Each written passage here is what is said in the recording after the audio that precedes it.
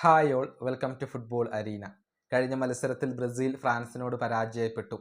10-ാം number jersey അണിഞ്ഞ് ഇറങ്ങിയ Vinicius junior മോശം പ്രകടനമാണ് നടത്തിയത്. 18 തവണയാണ് അദ്ദേഹത്തിൻ്റെ പക്കലിൽ നിന്നും പന്ത് നഷ്ടമായത്. ഇങ്ങനെ മോശം പ്രകടനത്തിൻ്റെ പേരിൽ വലിയ വിമർശനങ്ങൾ വിനീഷ്യസ് ജൂനിയർക്ക് ആരാധകരിൽ നിന്നും ഏൽക്കേണ്ടി വരികയും ചെയ്തിരുന്നു. ഇതുമായി ബന്ധപ്പെട്ട ഒരു റിപ്പോർട്ട് ഗ്ലോബോ ഇപ്പോൾ പ്രസിദ്ധീകരിച്ചിട്ടുണ്ട്.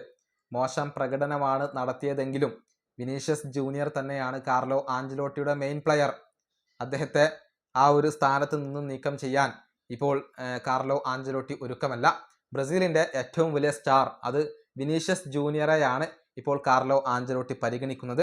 വേൾഡ് കപ്പിൽ വിനിയെ മുൻനിർത്തിക്കൊണ്ടുള്ള ഒരു ടീമിനെയാണ് കാർലോ ആഞ്ചലോട്ടി അണിനിരത്തുക എന്നാണ് അറിയാൻ സാധിക്കുന്നത്.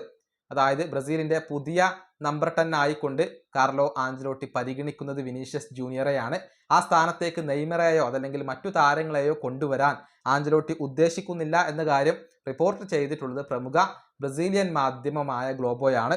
ഇതോടൊപ്പം മറ്റൊരു ബ്രസീലിയൻ മാധ്യമമായ UOL കൂടി പങ്കുവച്ചിട്ടുണ്ട്. അതായത് വരുന്ന വേൾഡ് കപ്പിൽ കാർലോ ആഞ്ചലോട്ടി അണിനിരത്തുന്ന മുന്നേറ്റ നിര അത് വിനീഷ്യസ് ജൂനിയറും റാഫീഞ്ഞയും ചേർന്നുകൊണ്ടായിരിക്കും. അതായത് ഈ രണ്ട് താരങ്ങളെയും പ്രധാന വജ്രായുധങ്ങളായിക്കൊണ്ട് ഉപയോഗപ്പെടുത്താനാണ് ആഞ്ചലോട്ടി ഇപ്പോൾ ഉദ്ദേശിക്കുന്നത്. ബ്രസീലിൻ്റെ ഏറ്റവും വലിയ പ്രതീക്ഷകളായിക്കൊണ്ട് ആഞ്ചലോട്ടി പരിഗണിക്കുന്നത് വിനീഷ്യസ് ജൂനിയർ, റാഫീഞ്ഞ എന്നീ താരങ്ങളെയാണ്.